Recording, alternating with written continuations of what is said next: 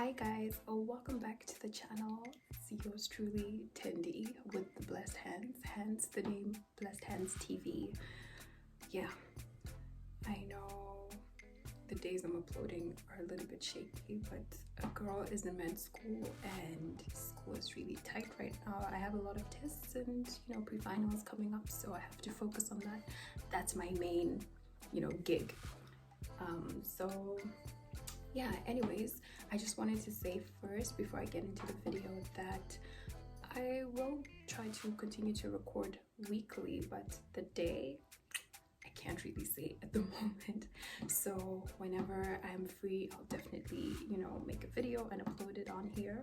So make sure you click on that notification bell, make sure you subscribe, make sure you share, become part of the blessed fam, and make sure your friends, your family, they join in too if they're interested in my kind of content. Today I brought with me Stella. This is my mannequin head. I don't know why I called her Stella, but I think it's just fitting. It was just in there. I'm going to straighten this wig. This is my client's wig. So I told you guys I do hair and all of that. So now I have this like little repair shop kind of thing going on where I just rejuvenate wigs, bring them back to life, take care of them, tend to them. If they need some fixing, fix them up a little bit, get your wig looking nice and brand new again. So I just thought that while I did this video, I'll share the process so that I have something to do, because after this it's straight to bed. So I'm bringing you guys a story time. Basically, a girl got framed. This was in high school, and yeah, the ghetto.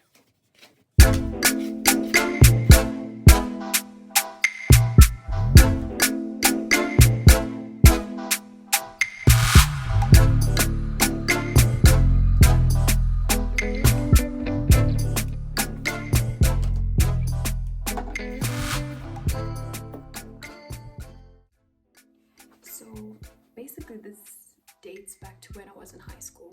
So I went to a Catholic boarding school, and honestly boarding school was the best time. If you went to boarding school in Zimbabwe, mission school, you know what's up. Like, it's lit. We're so creative. I had so much fun. But yeah, so actually I think the three main people like involved in this story are me, some other girls. So we're gonna call this girl A, and the other girl we're gonna call her B, basically. So I'm not gonna say which year in high school I was in, but the people who went to high school with me and who were in my year, they know about this story, because obviously. So there was a girl in my stream, basically. My stream, I think other people call it a set, in my year, basically. And she was really known for, taking things without permission. So this story, man, like, she was Mbiva, Bava, Gororo, Chenjera. She used to just steal things, and I don't really know what was going on back then. And now that I'm a bit older, I'm just like, I realized that it wasn't just like her just stealing. Probably it was some kind of cry for help. There was a lot going on back at home and things like that. So I think she was really just acting out and stuff. But this is basically what happened. So I remember back then I used to really like drawing things and all that stuff, right? And it was kind of my thing. And sometimes I like to draw like shoes or like clothes or things like that, and sometimes I'll leave the stuff like hanging around. And I have this habit that I doodle. I don't know if many people do that, but just like whether it's like drawing random shapes or something like that, for me I do that, and I also just write my name.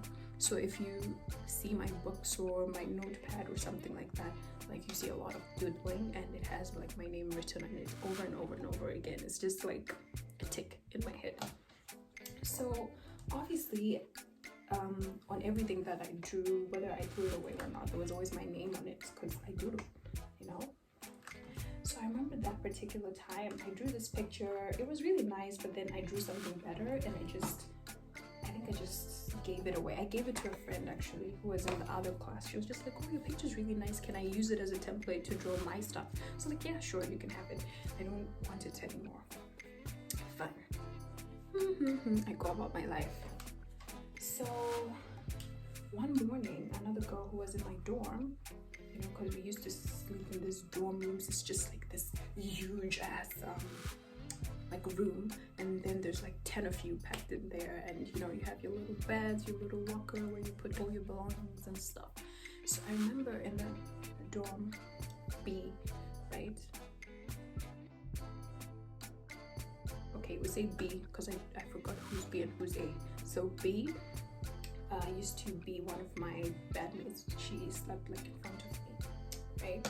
So B had her school fees money with her, you know, because sometimes parents would give their kids money and then they would pay in school. But yeah, for some reason, like my parents would always just pay the money to school and all that stuff. So I never had to handle that amount of money because it's a lot, right? So she had her money with her, and then she looks for her money and she can't find it. Sis is missing her money and the school fees money. It's a lot. Now, mind you, at this part of the semester, it was just after visiting. And I remember we used to have like visiting once, not semester, term, once a term, basically, right? So the parents would come, bring you some food stuff and all that, you know, the servitas, you know, the majigis, everything.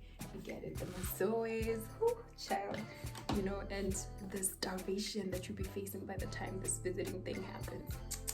Starve, that's what we used to call it.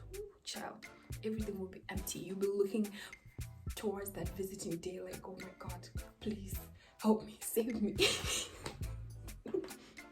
You know, so sometimes that's when the parents would bring in the money for the school fees, leave it with the child, and then they'll pay it.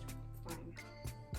So, and it was usually close to, I think, the end of the semester. It was like at the 2/3 mark sometimes, not exactly half of the term. So, man, they used to kill us, man. Just one visiting for a whole 3 months. But anyways, I digress.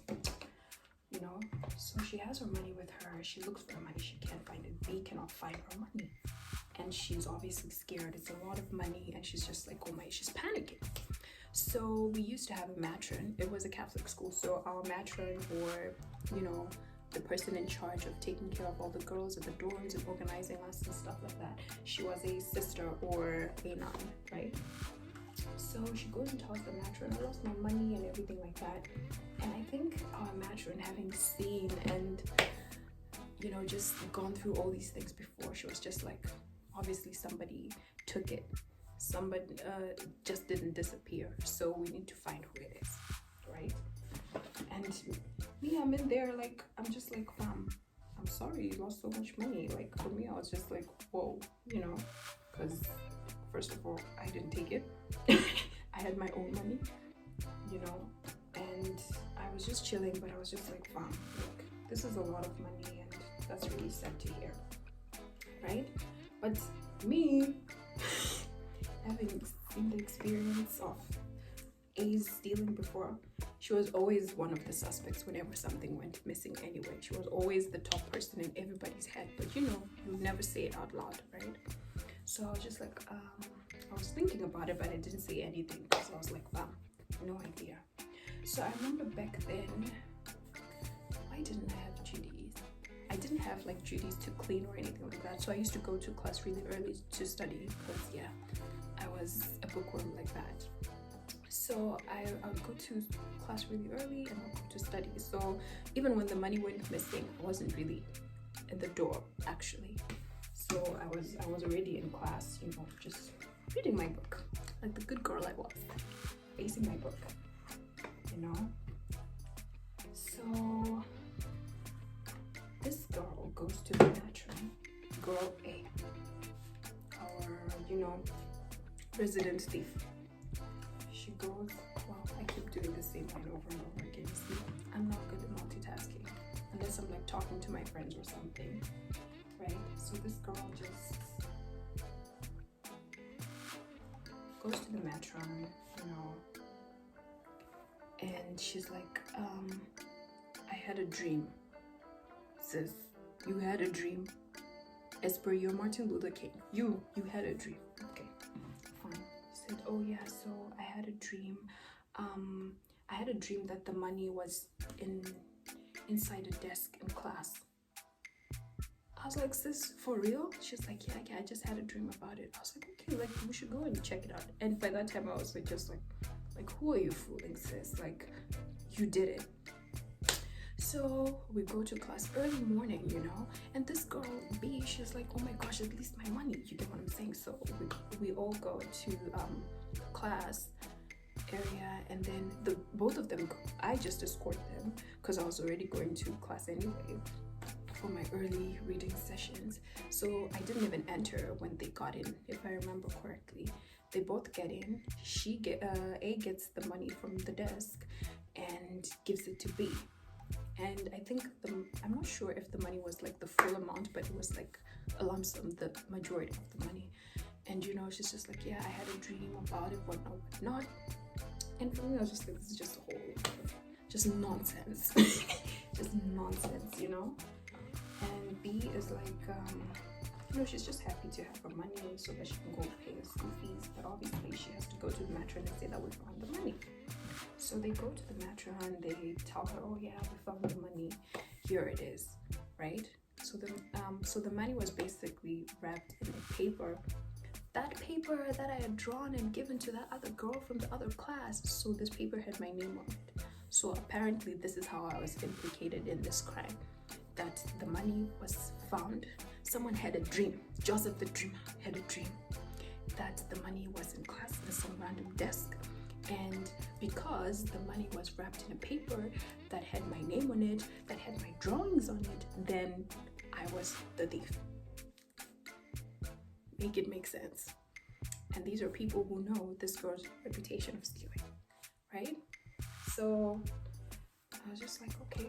So I remember at that time we used to have like teachers on duty and all that going on. So whoever is on duty is the teacher on duty for that week or something. They are the ones who are responsible for like taking care of all the shenanigans happening in the school. Whatever issues there are, people stealing, couples getting caught in the dark corners and punishing anybody who's like making noise or just causing a ruckus, students and teenagers at that, always up to something, up to no good. So this teacher, I remember he was like our accounts teacher. He's young guy. So he calls me and, I'm just rolling my eyes all the way to the back of my head because I'm just like, seriously, you're going to call me from my books about this stupid story? Like, we all know she did it. Like, are you actually thinking that I did it? So anyways, I guess they had to call me, part of the investigation, right? And he calls me and I come, I'm like, yes sir, and he's like, well, because we found the money, this B's money. And I'm like, and then he's like, oh yeah, but the paper. So first actually he showed me the paper, right? He said, is this your drawing?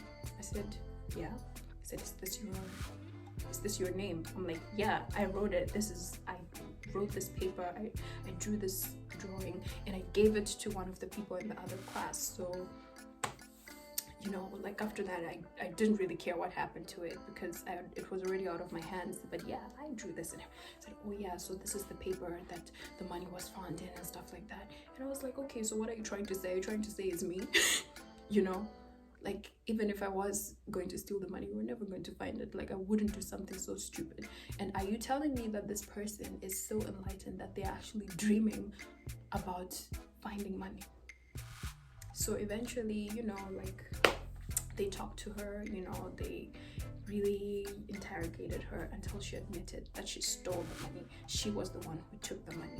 And I was just like, man, I really went through it because of this girl. And I was just like so irritated because I felt like the teachers were just like trying to do this really big investigation about something that was so obvious and that was so simple. And especially because I was implicated in it, I was just so annoyed, because I was like, first of all, I haven't even seen this paper in like a week and it pops up with somebody's school fees money in it that I don't need.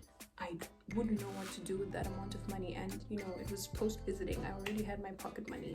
I didn't need money for transport. My dad will come and collect me from school. So it was just like, I don't need this money. I don't want it. And I'm not a thief like that. I don't steal other people's belongings, you know. It's just not a thing.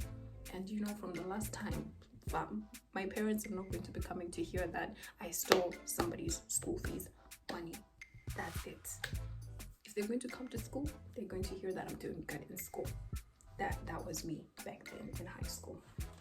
So yeah, that was the story time, guys. I actually got framed in the ghetto. Anyways, make sure to like, to comment, to subscribe. I'm trying not to be too loud because of my housemate. Have a blessed day or a blessed night, whatever you're doing, wherever you are. Just take care and God bless. Bye.